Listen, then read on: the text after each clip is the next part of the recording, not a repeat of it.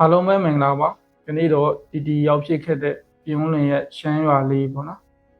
ဒီရွာလေးကတော့ဒါတောင်တန်းတွေနဲ့ပတ်လည်ဝိုင်းထားတာပေါ့ဆိုတော့ဒါကတော့လက်ရှိကျွန်တော်ဒါရွာဝင်လန်းလေးပေါ့နော်ဒီကနေကျွန်တော်ဒါပြောမယ်ဆိုရင်ရွာထိပ်ပေါ့နော်ရွာဝင်လန်းလေးပေါ့ဆိုတော့ရှေ့မှာကျွန်တော်ဒါစိုက်ပျိုးထားတဲ့တီးနှံလေးပေါ့နော်ပန်းခင်းတွေပေါ့ဒါလည်းတော်တော်တာယာလှပတယ်ပေါ့နော်ဒါတောင်ဆောင်တွေပေါ်မှာစိုက်ပျိုးထားကြတာပေါ့ဆိုတော့ပတ်ချလဲမှာကျွန်တော်ဒါတောင်တန်းနေနဲ့ဝိုင်းပြီးတော့ရွာလေးကအလယ်မှာရှိနေတာပေါ့ဒါတော့လက်ရှိကျွန်တော်ဒါရွာထဲကိုသွားနေတာပေါ့နော်လမ်းကလည်းကောင်းတယ်ကျွန်တော်ဒါလမ်းကလည်းကက်တဲ့လမ်းဆိုတော့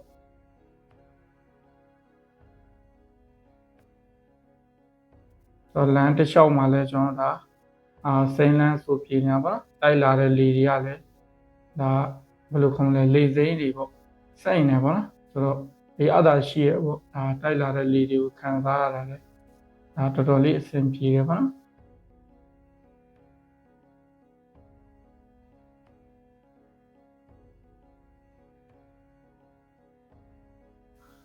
ဒါဆိုရင်တော့ကျွန်တော်ဒါရွာမှာရှိတဲ့အိမ်လေးတွေပေါ့နော်ဒါစပြီးတော့ရွာထဲကိုနည်းနည်းဝင်နေတဲ့အနေအထားပေါ့ဒါလက်ရှိဒီနေရာလေးကတော့ကျွန်တော်ဒါရွာလေပေါ့နော်ရွာလေလမ်းဆောင်လို့ခေါ်တာပေါ့ပြီးတော့ကျွန်တော်ဒီမှာလမ်းထိပ်မှာဆိုင်တစ်ဆိုင်လေးရှိရပေါ့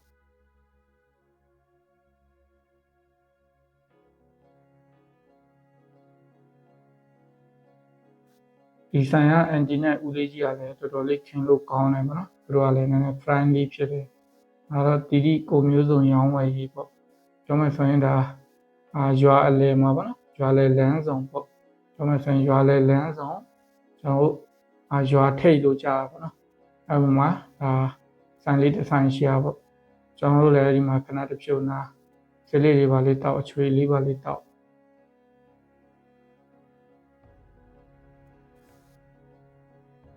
ဦးလေးကြီးလည်းတော်ကီလေးပါလေးမဟုတ်ဘူးနော်အန်ဒီလေးကတစ်ချက်ရှိုးလိုက်တယ်ဘာမှဘာတွေပြောနေမှမသိဒီဘက်မှာတော့ဦးလေးစိုက်ပျိုးထားတဲ့ပဲပင်လေးပေါ့နော်ပဲသီးပင်လေးပြီးတော့ဟိုဘက်မှာပြောင်းဖူးတွေပေါ့သူတစ်ပိုင်းတစ်နိုင်ပေါ့နော်အိမ်စားဖို့အတွက်တီးနှံလေးတွေစိုက်ပျိုးထားတာဒါကတော့ကျွန်တော်ခုနပြောတဲ့ရွာလေလမ်းဆောင်ပေါ့နော်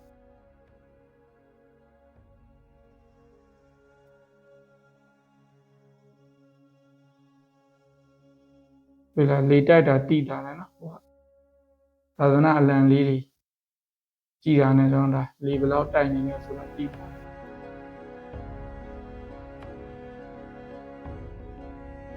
ဒါကတော့ကျွန်တော်ခုခေတ်နောက်ပိုင်းတွေ့ရခဲ့တဲ့ကျွန်တော်ရှေးဟောင်းအိမ်လေးပေါ့ကျွန်တော်ဆိုရင်တော့ရှမ်းစတိုင်နဲ့စောက်ထားတဲ့အနေထားပေါ့စိုင်းနေတာပဲတော်တော်လေးတာရတယ်ပေါ့ဗျာ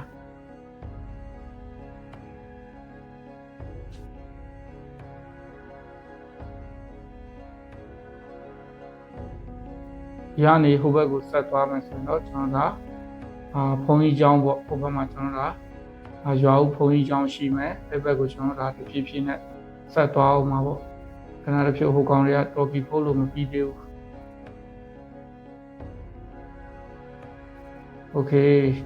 ဒီချိန်တော့ကျွန်တော်ဘုံကြီးကျောင်းဘက်ကိုဦးတည်ပြီးတော့သွားနေပြီပေါ့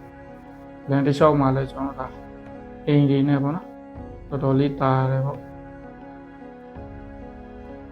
ဝါးတွေခုတ်လာနေပြီဘာကြီးအားပေးနေပြီ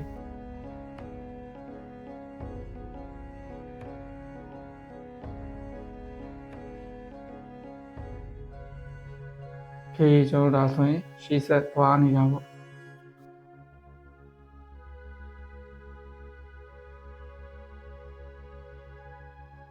ရွာလေးကတော်တော်သားရတယ်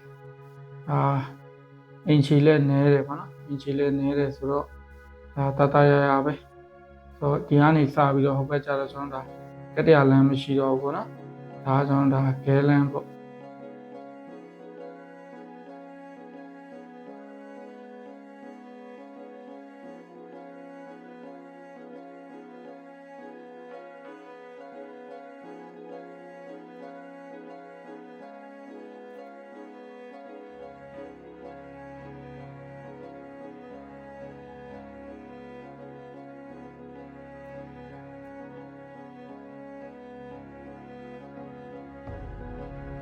ဘဘမှာဆိုရင်လည်းကျွန်တော်ဒါတွေ့ရတာတွေကတောင်တန်းတွေနဲ့ပေါ့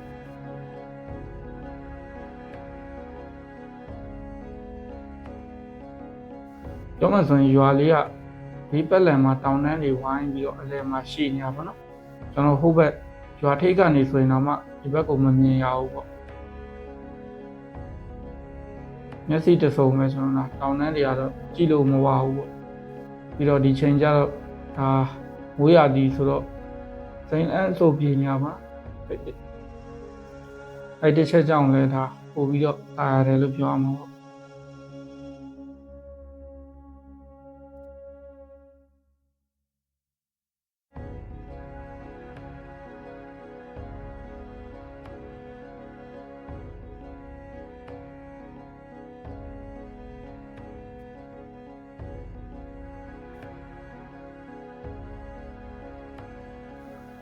ဒါတော့ကျွန်တော်လက်ရှိဖုန်းကြီးကြောင်းရောက်ပြီပေါ့ဆိုတော့ကျွန်တော်ဒါဖုန်းကြီးကြောင်းထဲတော့မဝင်ဖြစ်ဘူးပေါ့နော်ဒါပြင်ကနေပဲဖျားလေးဖူးပြီးတော့ဖျားပေါ်ကနေမြင်ရတဲ့မြင်ကွင်းလေးတွေပေါ့ဖျားလည်းတက်ပဲတယ်ပေါ့နော်တောင်ကုန်းပေါ်မှာဆိုတော့ဖျားပေါ်ကနေတွေ့ရတဲ့မြင်ကွင်းလေးတွေမျက်စိတဆုံစိမ့်လန်းဆိုပြေးချင်းတွေ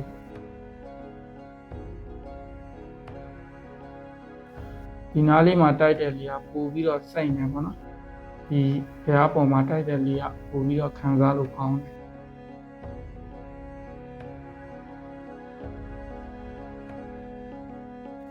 ပြီးတော့ကျွန်တော်ဒါပန်းချံပန်းခင်းဘက်ကိုခဏတစ်ဖြုတ်ပါနော်ပတ်ရှူလိုက်အောင်ပါပေါ့ဟောဒါ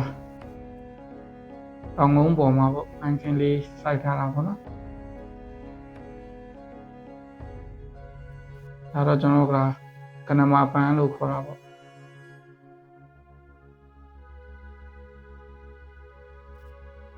ယ်လောက်တောင်တာရမလဲမသိဘူးကြာတော့အဲ့ကနေပြီးတော့ကျွန်တော်ဒါမြင်ရတဲ့မြင်ကွင်းလေး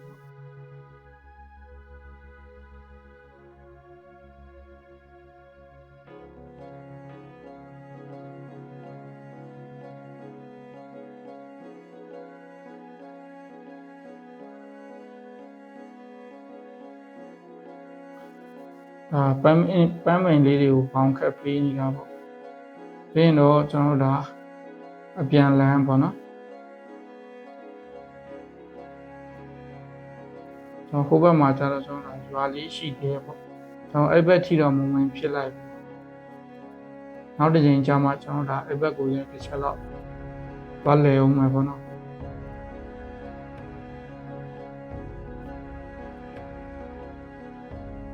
ခုမှပန်းတွေခူးလာပြီးတော့ပြန်လာတာနဲ့တူတယ်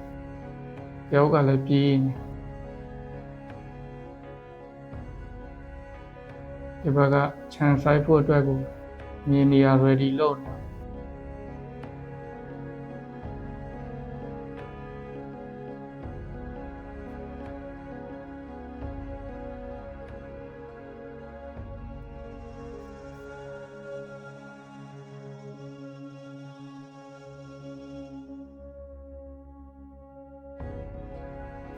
ဒီနားလေးတော့ကျွန်တော်ခဏလောက်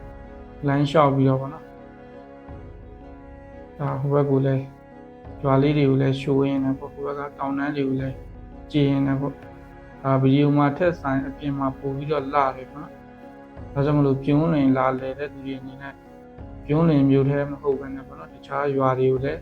လဲပတ်လို့ရတယ်ပေါ့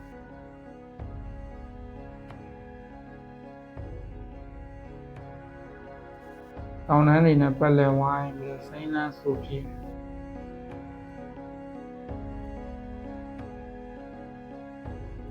ပြန်အောင်မပြန်ချင်တော့ဖြစ်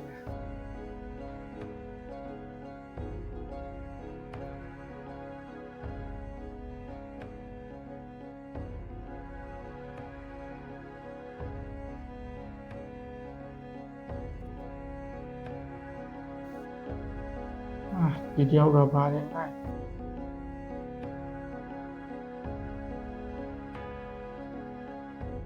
သူကလည်းတိုင်းစီးဆရာနဲ့တူတယ်တခုခုဆိုတွေ့လို့မရဘူးဒါကတော့ကျွန်တော်အပြန်လန်းပေါ့ပြ တွေ့ရတဲ့အိမ်တွေကပြောမယ်ဆိုရင်ရှေးဟောင်းအိမ်တွေများတယ်ပေါ့နော်ဒီဘက်ခေတ်မှာဆောက်လုပ်ထားတဲ့အိမ်တွေကျနည်းနည်းပိုစောပြီးတော့ပေါ့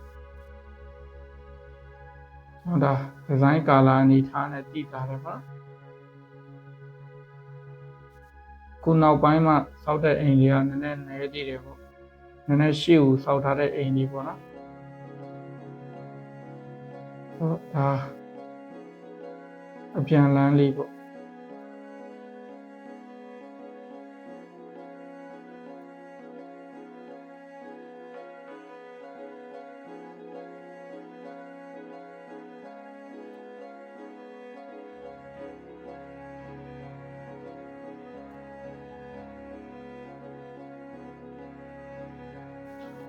ဒါကျွန်တော်ဒါ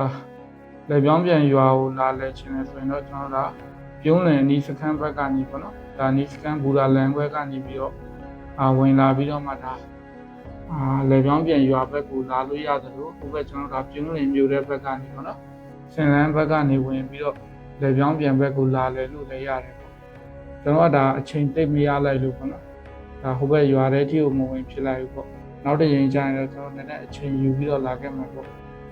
ဒါရွာထဲလဲတရားလေးလဲလို့ရအောင်ခြံလေးထဲလဲတရားလေးသွားလဲလို့ရအောင်ပေါ့နော်